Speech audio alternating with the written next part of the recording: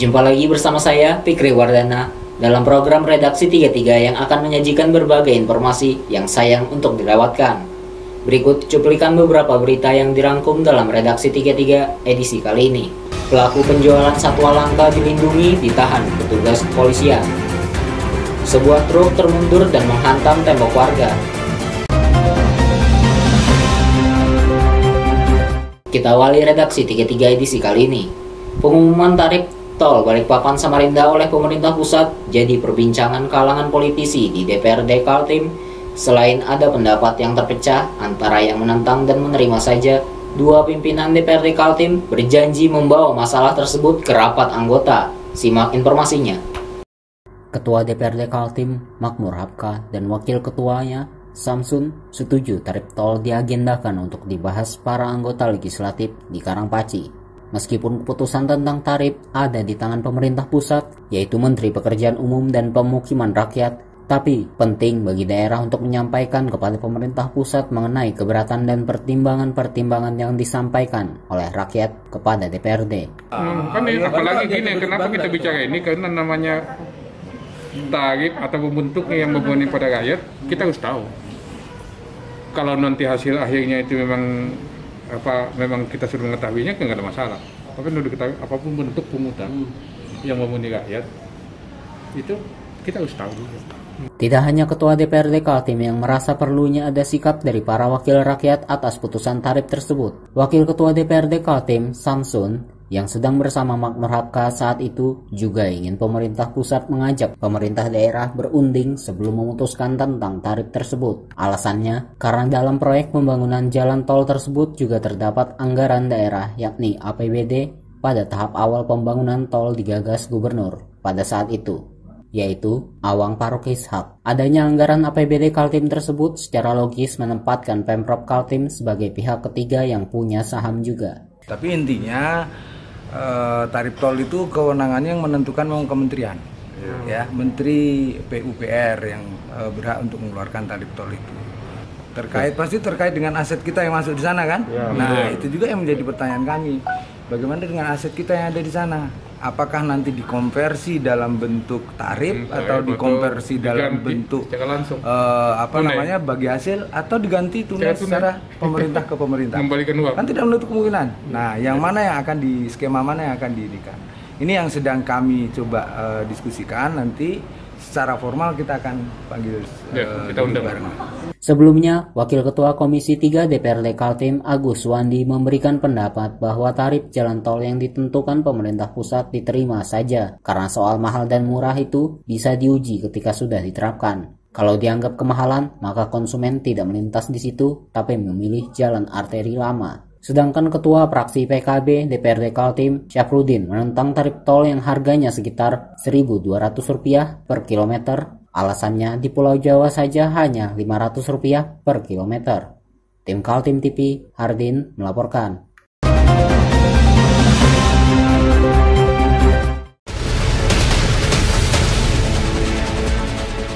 Mari kita memerangi virus corona dengan mematuhi imbauan pemerintah.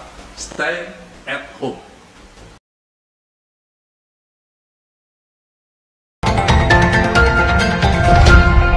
Burung enggang yang langka dan termasuk satwa dilindungi masih diperjualbelikan oknum masyarakat. Seorang pelakunya, warga Samarinda, ditangkap dan terancam hukuman paling lama 5 tahun penjara dan denda paling banyak Rp100 juta. Bagi warga Pulau Kalimantan, burung enggang bukan burung sembarangan. Burung yang disebut dengan nama lokal julang jambul hitam atau nama latinnya Rhabdotorhinus corugatus punya keistimewaan. Tidak hanya paruhnya yang panjang dan indah berwarna-warni, juga penampilan fisiknya yang besar menggambarkan keperkasaan burung ini di antara jenis burung lainnya di hutan. Burung enggang juga menginspirasi suku-suku lokal dalam tarian-tariannya dan menjadi ikon satwa langka dilindungi dari Pulau Kalimantan. Kecantikan dan keperkasaan burung langka itu rupanya yang mengundang usil dari S32 tahun, warga Gang 6 Blok B nomor 23, RT 24 Kelurahan Karanganyar, Kecamatan Sungai Kunjang. Dia ditangkap tim polisi kehutanan Balai KSDA Kalimantan Timur bersama SPORC, Brigade Enggang Balai Gakum. Tuduhan terhadap S memperjualbelikan satwa langka yang dilindungi.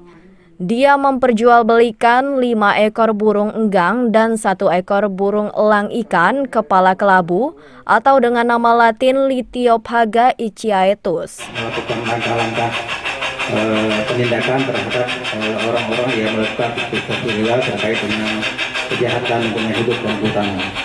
Polisi Kehutanan dan SPORC Brigade Enggang Balai Gakum baru beberapa hari lalu menangkap pedagang burung cucak hijau bersama barang buktinya 167 ekor. Tim Kaltim TV Hardin melaporkan.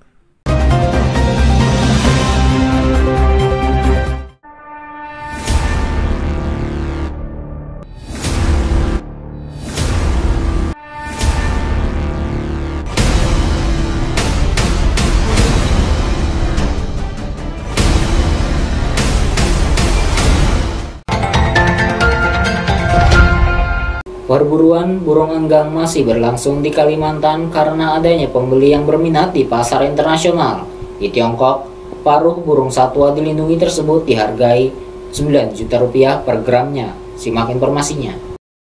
Kepala Balai Gakum KLHK Wilayah Kalimantan Subhan menceritakan, masih terjadinya perburuan satwa-satwa langka di Kalimantan tidak hanya karena didorong ingin memiliki lantaran keindahan fisik satwa itu saja.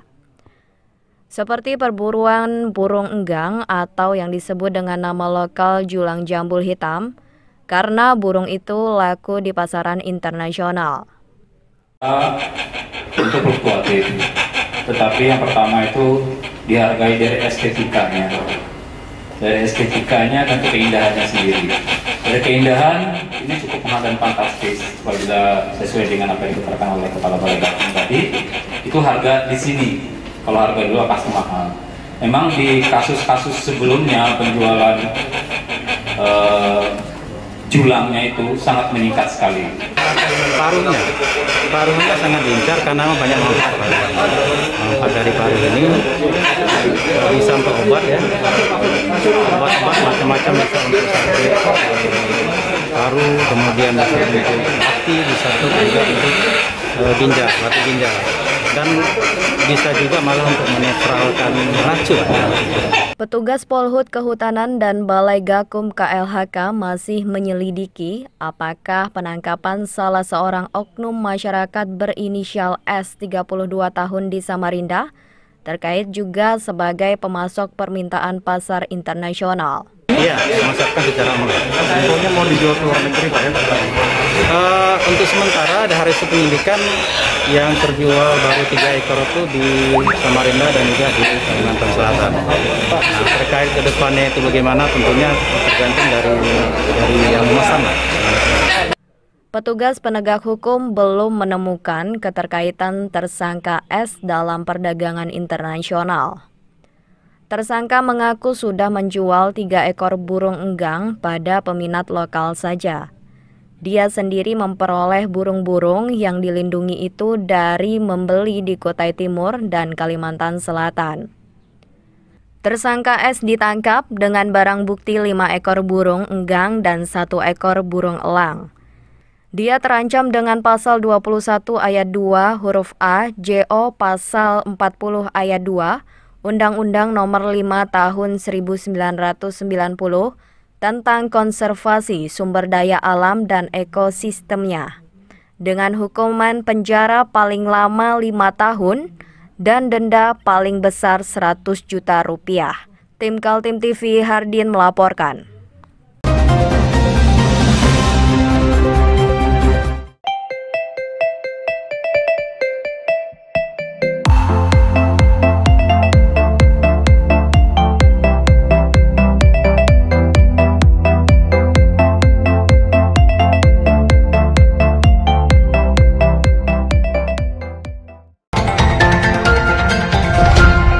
Sebuah unit truk yang hendak dilakukan perbaikan termundur dan menabrak tembok yang membuat warga menjadi was-was lantaran kamar pemilik rumah tepat berada di sebelah truk yang termundur.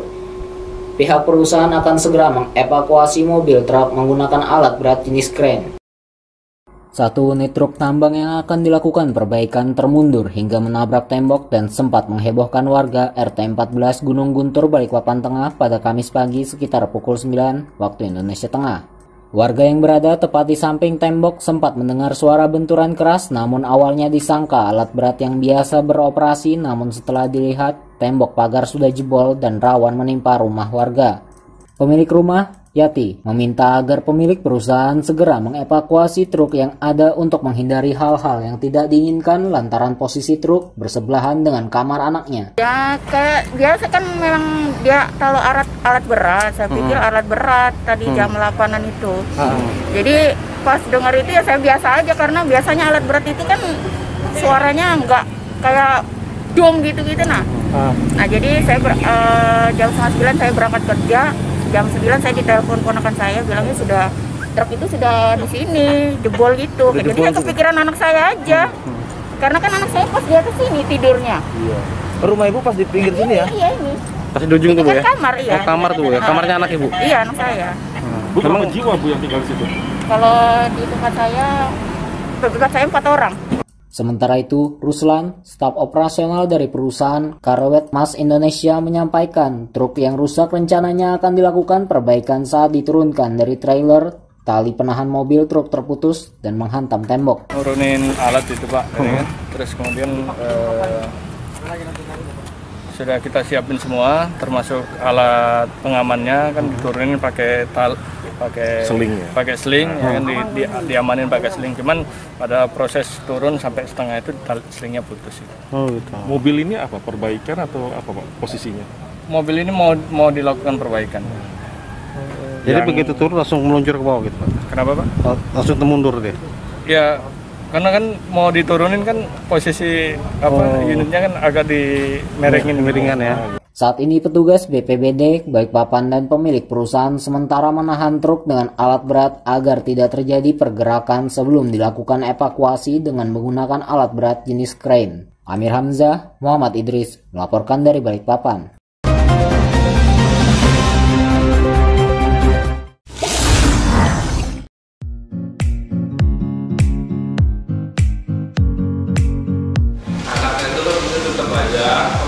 Cara mudah beriklan digital di Kaltim TV.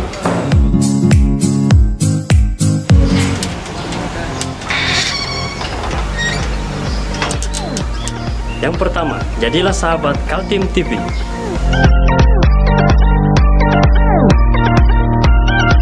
Dengan Rp1.000.000, para sahabat mendapat 20 kali tayang di slot berita kamu.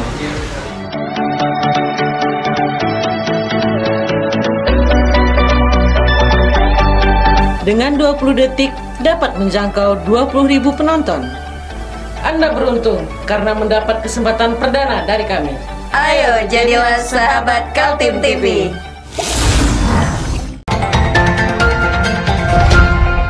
Seorang residivis kasus narkoba kini kembali diamankan oleh Satres Narkoba Polresta Balikpapan setelah dibekuk di kawasan Sungai Ampal, Balikpapan Utara.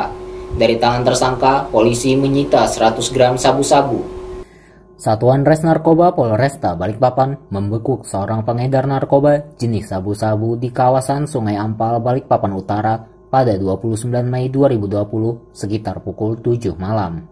Saat diperiksa kepolisian, tidak ditemukan benda mencurigakan di tubuh pelaku. Namun saat diperiksa, ponsel milik pelaku ditemukan obrolan terkait transaksi narkoba. Dari hasil tersebut, pelaku tidak berkutik dan langsung menunjukkan barang bukti sabu seberat 100 gram. Wakapolresta Balikpapan AKBP Sepril Sesa mengatakan, tersangka dengan inisial AR merupakan residivis dengan kasus yang sama. Selain itu, tersangka dan pemilik barang tidak pernah saling bertemu dan hanya berkomunikasi lewat ponsel.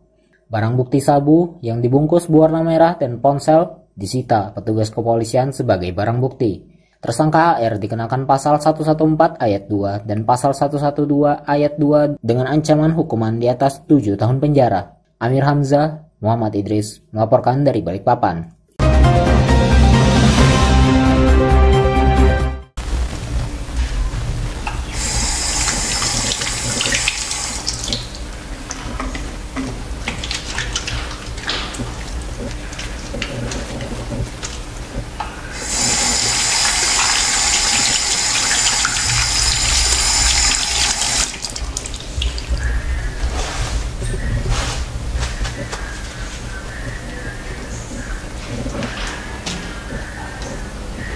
Meskipun di rumah saja, kita tetap selalu menjaga kesehatan, cuci tangan, menggunakan hand sanitizer. Ingat, mulailah dari diri sendiri.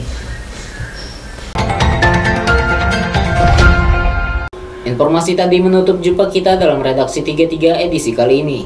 Jangan lupa untuk terus mengikuti channel YouTube dan fanpage Facebook Kaltim TV. Saya Fikri Wardana bersama kerabat kerja yang bertugas, pamit undur diri.